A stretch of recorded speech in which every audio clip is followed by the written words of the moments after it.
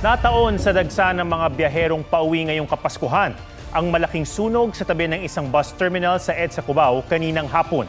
Nasunog ang nasa 20 bahay. Isang lalaki ang nagtamo ng second-degree burn sa pisngi at balikat. Ayon sa mga otoridad, nagsimula ang sunog sa ikalawang palapag ng isang bahay. Ang katabing terminal di naman napinsala ng sunog na tumagal ng mahigit kalahating oras. Magbaon ng mahabang pasensya kung daraan sa EDSA ngayong gabi. Mabigat pa rin kasi ang daloy ng trapiko dahil nagkasabay-sabay ang mga nag-uuwian sa probinsya, mga galing trabaho at mga nagsha-shopping sa mall. Mula sa EDSA North Avenue, may live report si Von Aquino. Von. Atom, ramdam na nga ang Christmas rush dito sa Metro Manila dahil ngayong gabi nagsikip yung daloy ng trapiko sa ilang bahagi ng EDSA sa tapat ng mga malalaking mall sa Quezon City at Mandaluyong City. Pasado alas 6 ng gabi, mabagal na ang daloy ng trapiko sa EDSA northbound lane tapat ng dalawang malls. Nagiging bottleneck ang bahaging ito ng EDSA dahil sa mga sasakyang lumalabas mula sa mall. Nahirapan namang sumakay ang mall goer na si Myla. Ang hirap po kasi 1 hour na po ako nagbubook tapos wala pa din. Ngayon parating na po siya. Alas 7 naman ng gabi, masikip ang daloy ng trapiko sa EDSA Cubao southbound lane. May ilang provincial bus din na lumalabas mula sa kanilang istasyon. Sa EDSA Ortigas, mabagal din ang trapiko sa tapat ng isang mall, lalo ang northbound. Pero paglagpas dito, banayad na ang trapiko pero muling bumagal pagdating ng EDSA Santolan. Sa kuha ng drone, makikita ang itsura kanina ng EDSA northbound na pulang-pula dahil sa mabigat na traffic. Ayon sa MMDA, sabay-sabay kasi ang volume ng mga sasakyan na galing sa trabaho at mga mall. Kahit ang mga motorcycle taxi na nakakasingit sa gitna ng traffic, hirap din daw sa pag-pick up ng mga pasahero. Mahihirapan ka ma'am na siyempre traffic. Tapos maliit pa yung fare. Pagdating doon sa pick up point, kakancel din ng pasahero kasi matagal kami dumating kasi traffic. Atom, dito sa North EDSA, mabagal pa rin yung daloy ng trapiko, no? Yung makapal kasi na volume na mga sasakyan dito sa EDSA, sumasabay doon sa mga palabas naman na mga sasakyan mula rito sa malaking mall, dito rin sa may EDSA sa Quezon City. Atom? Maraming salamat, Von Aquino. Fully booked na ang mga air-conditioned bus na biyaheng Bicol. Ang ilang pumila para makakuha ng ticket ngayong araw, inabot ng 8 oras. Kumustahin natin ang sitwasyon sa PITX sa live report ni Jamie Santos. Jamie?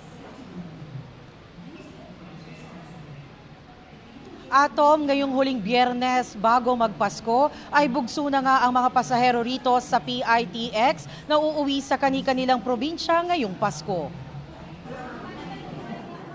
Pila-pila sa mga bilihan ng tiket patungo sa iba't ibang probinsya sa Bicol. Ilan kasi sa kanila, ngayong araw lang bibili ng tiket pauwi. May mga early bird naman na nag-book online tulad na ni Aldric na November 20 pa nakabili ng tiket pauwi sa Daraga Albay. Ang sistema ko po kasi, 1 month before, nakaplano na po lahat ng lakad ko para hindi na po ako hassle makapag-book. May baon na siyang pagkain kaya handa raw siyang suungin ang matinding traffic. Mula Agusan, sa Bicol naman magpapasko ang pamilyang ito. Alas 10 pa lang ng umaga, nandito na raw sila sa PITX. Mahigit 8 hours na. May masasakyan naman kami pero 8 p.m. pa. Ayon sa pamunuan ng PITX, fully booked na ang ilang air-conditioned bus na biyaheng Bicol. Pero may mga non-air-conditioned bus pa rin daw na masasakyan. Tiniyak din nilang sapat ang mga bus. Nagkakaproblema lang daw sa biyahe pabalik ng terminal dahil sa traffic sa Bicol. Malaking tulong naman sa mga pasahero na may LRT station na sa PITX. Napaka-convenient. Mabilis. Wala siyang traffic. Isang way lang, tapos dito, bus na lang papunta sa amin. Mahigpit ang seguridad sa buong terminal at may mga nakabantay na mga pulis. Pero isang babaeng pasahero ang dumulog sa pulis doon dahil nawalan siya ng wallet. Kaya paalala ng mga otoridad, maging alerto at huwag maging kampante. Atom, hanggang bukas, inaasahan ng pamunuan ng PITX ang dagsa ng mga pasahero rito sa terminal. Inaasahang aabot sa 200,000 na mga pasahero ngayong araw. As of 10 p.m., nasa 196,893 na ang foot traffic ng mga pasahero rito. At live mula rito sa Parañaque, ako si Jamie Santos, nagbabalita para sa GMA Integrated News. Maraming salamat, Jamie Santos. Dama na ang Christmas rush sa North Luzon Expressway dahil sa mga maagang bumiyahe pa probinsya. Sa NAIA at Manila North Port, asahan na ang bugso o peak ng mga pasahero sa araw ng linggo. May report si Joseph Moro. Dagsana ang mga pasahero sa NAIA, kabilang dyan si Mang Boy na magbabakasyon abroad ngayong Pasko. Bakasyon sa Macau. Doon ka muna. Sarap naman.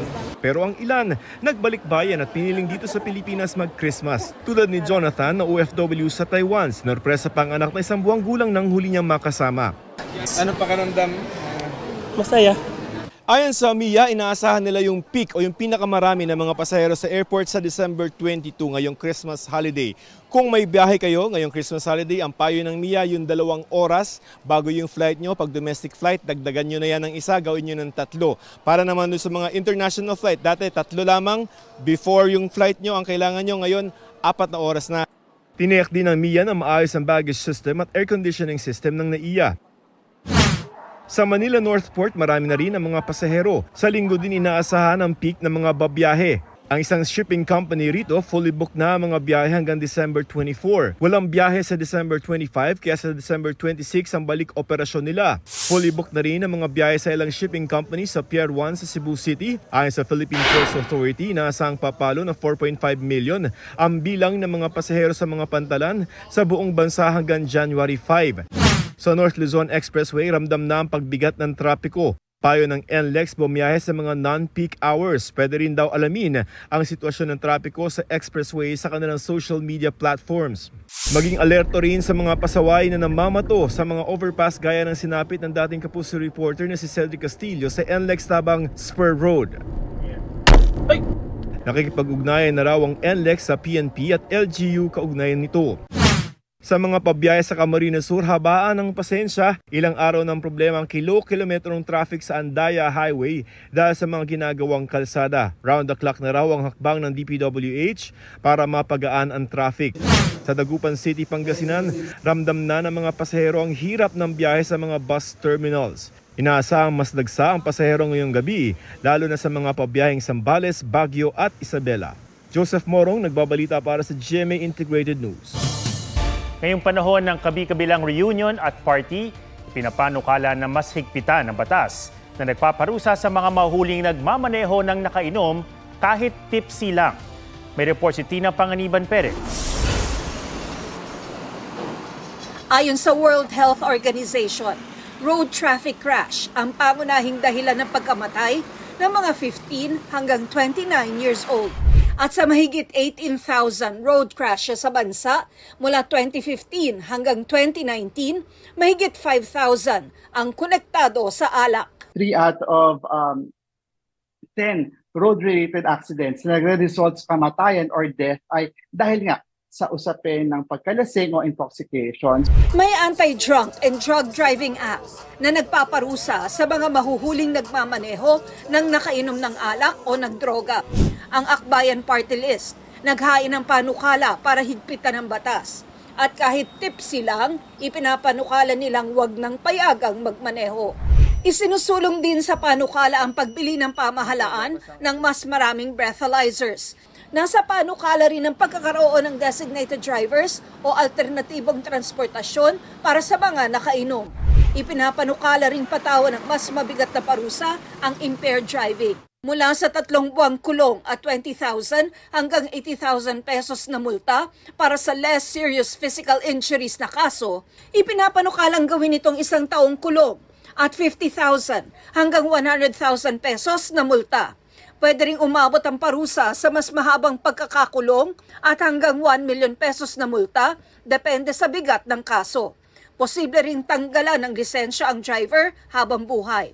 Si Dennis, di niya tunay na pangalan, aminadong ilang beses nang sumemplang dahil sa pagmumotor ng lasing.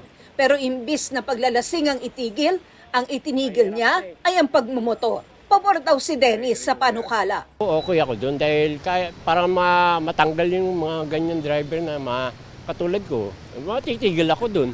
Titigil ka pag mas mabigat? Kasi ngayon, kahit na nakainom ako, nakukommute na ako. Nakabinbin pa sa komite sa Senado ang katulad na panukalang amyendahan ng RA 10586 na naglalayo namang magpatupad ng mas mahigpit na parusa laban sa mga lumalabag dito. Tina Panganiban Perez, nagbabalita para sa GMA Integrated News. 5 araw bago ang Pasko, may mga umahabol sa pagandahan ng Christmas display. Gaya ng kakaibang Christmas tree sa Palo Leyte na gawa sa kawayan. Silipin yan sa report ni Mark Salazar. Walang Christmas lights, walang Christmas decor, pero nagniningning sa ganda ang bamboo Christmas tree sa Palo Leyte. Pinagtulungan itong buuin ng lokal na pamahalaan at team ng isang arkitekto. Sa ganda nito, tinagurian ito ng mga taga roon na Best Christmas Tree in the Philippines. Gawa naman sa mga galon ng mineral water ang Christmas light ng Tawi-Tawi Police Provincial Office. Marami ang nagandahan dito, lalo't nakatulong na ang mga pulis na mag-recycle, naging attraction pa ito sa lugar.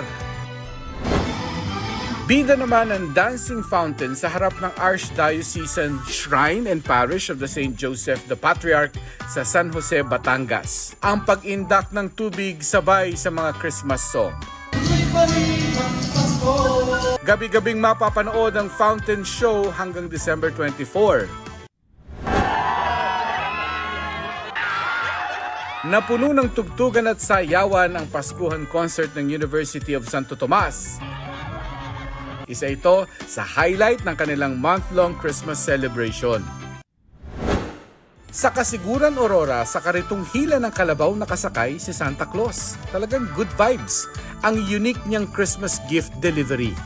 Mark Salazar, nagbabalita para sa GMA Integrated News.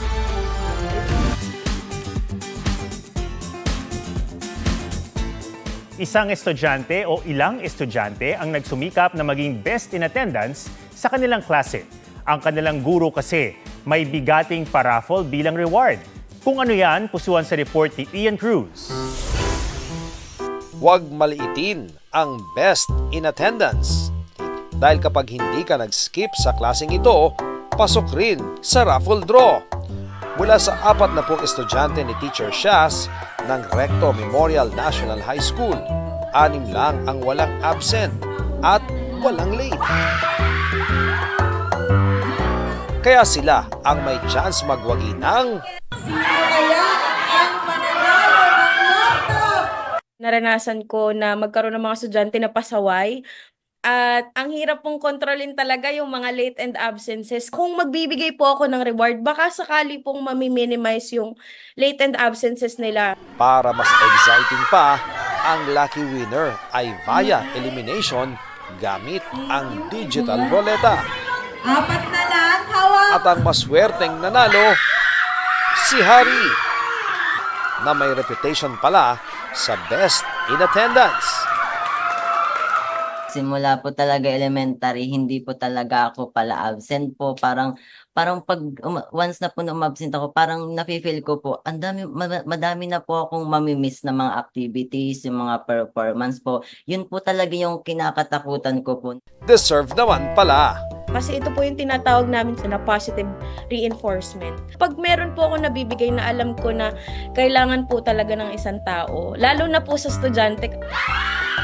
Ian Cruz, nagbabalita para sa GMA Integrated News.